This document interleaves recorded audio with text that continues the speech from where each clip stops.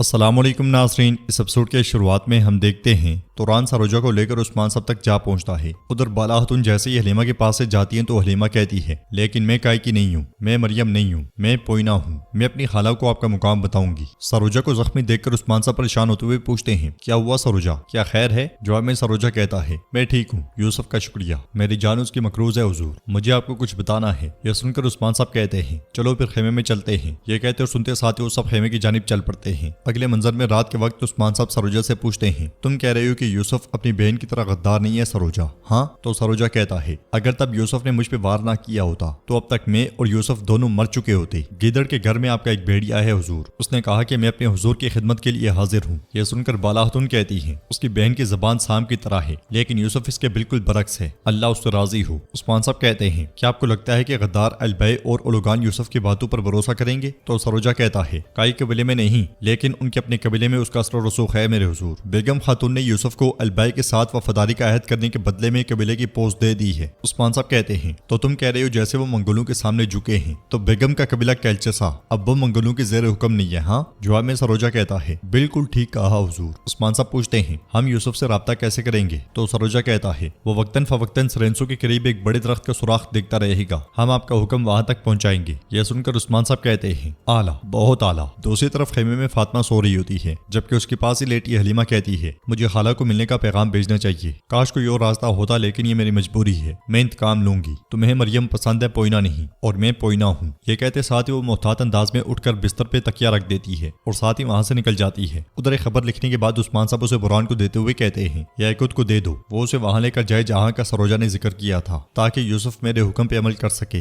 برہان سے پہلے جیر کتے خبر لیتے ہوئے کہتا ہے حضور میں اسے پہنچا دیتا ہوں۔ یہ کہتے ساتھ ہی جیر کتے خیمے سے نکل جاتا ہے۔ برہان عثمان صاحب سے پوچھتا ہے میرے حضور آپ کا کیا منصوبہ ہے؟ یوسف ہمارے قبیلے میں کیا کرے گا؟ جواب میں عثمان صاحب کہتے ہیں جیسا کہ اس کا قبیلہ منگولوں کے ماتحت نہیں ہے، یوسف اور لوگان اور البے کی توجہ مبذول کیے بغیر اپنے سپاہیوں کو ہماری طرف لے آئے گا۔ یہ ہمارے قیامت خیز اقدام کا پہلا اور اہم ترین قدم ہوگا۔ یہ ضروری ہے کہ بزرگ، بچے اور خاتون تلواروں کا استعمال کریں لیکن ہمیں مضبوط اور بہادر سپاہیوں کی ضرورت ہے۔ چلو مان لیتے ہیں کہ ہمیں سپاہی مل گئے لیکن سپاہیوں کی کیا ضروریات ہوں گی وہ اورحان بتاؤ تم۔ تو اورحان کہتا ہے تلواریں، تیر، کمان، منجنیقیں اور شعلے، انہیں ہر قسم کے ہتھیاروں کی ضرورت ہوگی حضور۔ جواب میں عثمان صاحب کہتے ہیں ہماری سب سے بہترین تلواریں قبیلے میں تھیں، منگول کتوں نے انہیں ضبط کر لیا ہے، ہم نہ صرف ان کے ٹھکانوں پہ حملے کر کے تلواریں واپس لیں گے بلکہ ہم قبیلے کے ارد گرد منگولوں کی مزاحمت کو بھی توڑیں گے۔ علاؤالدین چلو کہتے ہیں کہ سپاہی اور تلواریں دونوں مل گئے ہیں، ہمیں اور کیا چاہیے بتاؤ؟ تو علاؤالدین کہتا ہے حضور ہمیں ذہانت کی ضرورت ہے۔ جواب میں عثمان صاحب کہتے ہیں بالکل، سب سے پہلے ہمیں بیدار ہونا ہوگا لیکن ہمیں کافروں کو سلانا ہوگا۔ جبکہ سپاہی چاروں اطراف سے معلومات اکٹھی کر رہے ہیں، وہ ہمارے ٹھکانے کے بارے میں بھی ہر طرف غلط معلومات پھیلائیں گے۔ یہ فریضہ کیوماس کا ہے، علاؤالدین اسے اس فریضے سے آگاہ کرو۔ اب مجھے بتاؤ بالا، کیا تمہیں کچھ کہنا ہے؟ ہمیں اور کیا کرنا چاہیے؟ تو بالا خاتون کہتی ہیں ہمیں ترکوں کو ایک امید دینی چاہیے حضور، ہر چیز سے پہلے ہمیں اپنے ماتحت سرداران اور لوگوں کے دلوں میں امید جگانے کی ضرورت ہے۔ جواب میں عثمان صاحب کہتے ہیں ٹھیک ہے، ترک دل مضبوط اور اٹوٹ ایمان رکھتے ہیں، ہم نہ صرف کافروں کے دلوں میں خوف پھیلائیں گے لیکن ہمارے لوگوں کے دلوں میں ایمان اور امید بھی۔ یہ سن کر سب انشاءاللہ انشاءاللہ کہتے ہیں۔ باہر جیرکدے گھوڑے کے پاس پہنچتے ہوئے کہتا ہے میرے حضور اپنی اولاد کے لیے میں آپ کی نافرمانی کر رہا ہوں، اپنی اولاد کے لیے میں غازی کو لینے جا رہا ہوں۔ وہ ایکت کو خبر دینے کے بجائے خود ہی گھوڑے پر سوار ہو کر روانہ ہو جاتا ہے، اس لیے میں ایکت اسے دیکھ جاتا ہے اور کہتا ہے اندھیرے میں جیرکدے صاحب کہاں گئے؟ توران خیمے میں عثمان صاحب کہتے ہیں سب سے پہلے ہمیں ہتھیار لینے کی ضرورت ہے، جب ہم تیاریاں مکمل کر لیں گے تو ہم فجر سے پہلے روانہ ہو جائیں گے اور ہم تمام اڈوں پہ چھاپے ماریں گے۔ اس لیے میں ایکت وہاں آتا ہے، اسے دیکھ کر عثمان صاحب پوچھتے ہیں کیا جیرکدے نے تمہیں تمہارے فریضے کے بارے میں نہیں بتایا؟ تو ایکت کہتا ہے نہیں، میں یہاں جیرکدے کے بارے میں خبر دینے آیا ہوں، وہ اکیلے یہاں سے نکلا ہے۔ یہ سن کر سب پریشان ہو جاتے ہیں اور برہان کہتا ہے میرے حضور وہ خود ہی قبیلے چلا گیا ہوگا۔ بالا خاتون کہتی ہیں وہ یوسف کو پیغام پہنچائے گا اور غازی کو بچائے گا۔ عثمان صاحب کہتے ہیں اس نے فریضہ اور جان دونوں خطرے میں ڈال دیے ہیں۔ گھوڑا دوڑاتے ہوئے جیرکدے اس درخت کے پاس جا پہنچتا ہے اور خبر کو دیکھتے ہوئے کہتا ہے مجھے معاف کر دیں حضور، مجھے اپنے پیارے بیٹے غازی کو ان بدماشوں کے ہاتھوں سے بچانا ہے، جبکہ وہ وہاں ہے تو میرا جگر ہر لمحے ٹکڑے ٹکڑے ہو رہا ہے، میرا دل خون کے آنسو رو رہا ہے۔ یہ کہتے ساتھ وہ درخت کے سارے بیٹھ جاتا ہے۔ ادھر حلیمہ جیسے ہی بستر پہ واپس آ کر پہنچتی ہے فاطمہ کی آنکھ کھل جاتی ہے۔ حلیمہ کو دیکھ کر وہ پوچھتی ہے مریم تم سو کیوں نہیں رہی؟ تو حلیمہ کہتی ہے میں سو نہیں پا رہی۔ فاطمہ کہتی ہے چلو تھوڑا سو جاؤ، صبح بہت سارے کام ہیں۔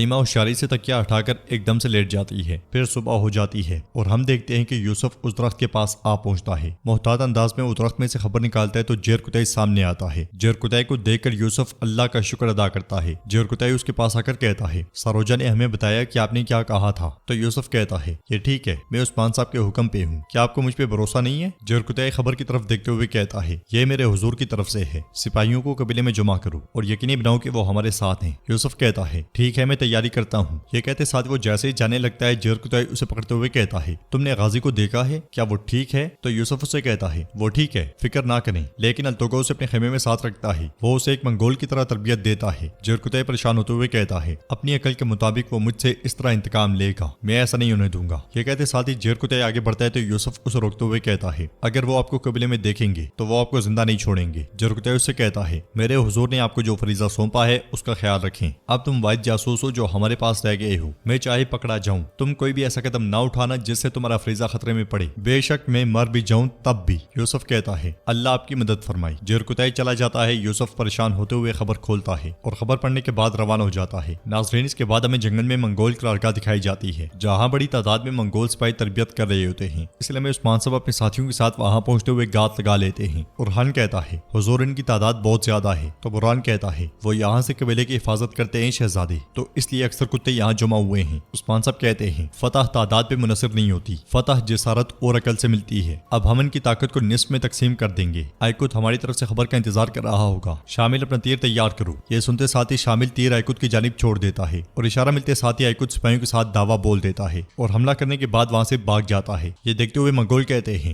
حملہ ہوا ہے، حملہ، ان کے پیچھے بھاگو۔ ایک بڑی تعداد میں منگول ان کے پیچھے بھاگ پڑتے ہیں۔ یہ دیکھتے ہوئے عثمان صاحب کہتے ہیں چلو اب ان پہ جپٹو۔ حکم ملتے ساتھ ہی ان کے جانباز منگولوں پہ حملہ کر دیتے ہیں اور ہان سپاہیوں کے ساتھ انہیں کاٹتا ہی چلا جاتا ہے اور عثمان صاحب کھڑے ہو کر دیکھتے رہتے ہیں۔ دوسری طرف جنگل میں خواتین جڑی بوٹیاں اکٹھی کر رہی ہوتی ہیں۔ الجن پریشان ہوتے ہوئے کہتی ہے جیرکتائی میرے پیارے غازی کو بچا لے گا نا؟ تو گونچا کہتی ہے انشاءاللہ الجن انشاءاللہ، لیکن جیرکتائی صاحب نے جو کیا وہ ٹھیک نہیں ہے۔ بالا خاتون کہتی ہے اس نے عثمان صاحب کے حکم کو نہ مان کر غلطی کی ہے، اللہ نے چاہا تو وہ خیر خیریت سے واپس آئے گا انشاءاللہ۔ الجن کہتی ہے پہلے وہ خیریت سے واپس آ جائے پھر وہ سردار سے معافی مانگ لے گا۔ اس لیے میں فاطمہ شکار لا کر بالا خاتون کو دکھاتی ہے، جسے دیکھتے ہوئے بالا خاتون بہت زیادہ خوش ہوتی ہیں اور اس کے آس پاس حلیمہ کو نہ دیکھ کر بالا خاتون پوچھتی ہیں مریم کہاں ہے؟ فاطمہ ادھر ادھر دیکھتے ہوئے کہتی ہے وہ ہمارے ساتھ جڑی بوٹیاں اکٹھی کر رہی تھی، کیا وہ آپ کے پاس نہیں آئی؟ بالا خاتون پریشان ہوتے ہوئے کہتی ہیں نہیں وہ یہاں نہیں آئی۔ گونچا کہتی ہے ماں وہ اس جنگل میں کھو نہ جائے۔ بالا خاتون سپاہیوں سے کہتی ہیں اطراف میں مریم کو تلاش کرو۔ مریم ایک جگہ جڑی بوٹیاں رکھ دیتی ہے کہ اس لیے میں وہاں صوفیہ آتی ہے اور کہتی ہے میری چھوٹی چڑیا، سرائے والے سے خبر بھیجی تم نے؟ یہ سنتے ساتھ ہی حلیمہ اس لمحے کو یاد کرتی ہے جب اس نے خبر سرائے والے کو دیتے ہوئے کہا تھا یہ خط بہت احتیاط سے صوفیہ کو دینا، کیا تم سمجھ گئے؟ یہ بہت اہم ہے۔ وہ خبر دینے کے بعد چلی گئی تھی۔ اس خیال کے بعد صوفیہ کہتی ہے تم بہت ہوشیار ہو۔ یہ کہتے ساتھ وہ اسے گلے لگا لیتی ہے، پھر ایک دم سے کہتی ہے اگر انہوں نے تمہاری غیر موجودگی کو محسوس کر لیا تو کیا ہوگا؟ حلیمہ کہتی ہے ہم جڑی بوٹیاں اکٹھی کرنے نکلے تھے، وہ سمجھیں گے کہ میں راستے سے بھٹک گئی ہوں۔ صوفیہ خوش ہوتے ہوئے کہتی ہے اچھا اور کیا ہے؟ تو حلیمہ کہتی ہے خالہ آپ لوگوں میں کوئی غدار ہے، یوسف، وہ عثمان کے لیے جنگجو جمع کر رہا ہے۔ یہ سن کر صوفیہ کو بہت غصہ آتا ہے اور وہ کہتی ہے لعنت ہو، میں جانتی تھی کہ ہمیں ترکوں پہ بھروسہ نہیں کرنا چاہیے۔ ٹھیک ہے اب عثمان کہاں چھپا ہوا ہے؟ حلیمہ پہلے تھوڑی پریشان ہو جاتی ہے، پھر کہتی ہے کارائن کے پیچھے جنگل میں۔ یہ سن کر صوفیہ بہت خوش ہوتی ہے اور کہتی ہے پوئنا تمہاری بدولت آج عثمان مر جائے گا، لیکن تم وہاں مت رہنا، اولوگان کسی کو زندہ نہیں چھوڑے گا۔ حلیمہ کہتی ہے لوکاس بھی کسی کو زندہ نہیں چھوڑتا خالہ، اس نے تقریباً مجھے مار ہی ڈالا تھا۔ تو صوفیہ کہتی ہے میں اسے اس کا حساب لوں گی۔ حلیمہ کہتی ہے بالا اور عثمان نے مجھے وقت پہ بچا لیا۔ صوفیہ بات گماتے ہوئے کہتی ہے تمہارا سر درد کیسا ہے؟ کیا تم زیادہ آسانی سے سو سکتی ہو؟ تو حلیمہ کہتی ہے نہیں خالہ، مجھے پھر رونے خواب آنے لگے ہیں۔ یہ سنتے ساتھ ہی صوفیہ سے پھر سے وہی مشروب دیتی ہے۔ حلیمہ مشروب دیتے ہوئے کہتی ہے میں آپ کے بغیر کیا کروں گی خالہ؟ وہ مشروب کھول کر پینے ہی لگتی ہے کہ قریب سے سپاہیوں کی آواز آتی ہے مریم خاتون، مریم خاتون۔ یہ آواز سنتے ساتھ ہی صوفیہ ایک دم سے چھپ جاتی ہے اور حلیمہ پریشانی کے عالم میں کھڑی ہو جاتی ہے۔ تو ناظرین اس کے ساتھ ہی ایپیسوڈ بھی اختتام پذیر ہوتی ہے۔ اگر آپ کو ویڈیو پسند آئی تو ویڈیو کو لائک کریں، چینل کو سبسکرائب نہیں کیا ہوا تو سبسکرائب کرنے کے ساتھ ساتھ گھنٹی والے آئیکن کو دبانا مت بھولیں۔ انشاءاللہ ملتے ہیں نیکسٹ ویڈیو میں، تب تک کے لیے رکھیں اپنے اور اپنوں کا بہت زیادہ خیال۔ اللہ نگہبان۔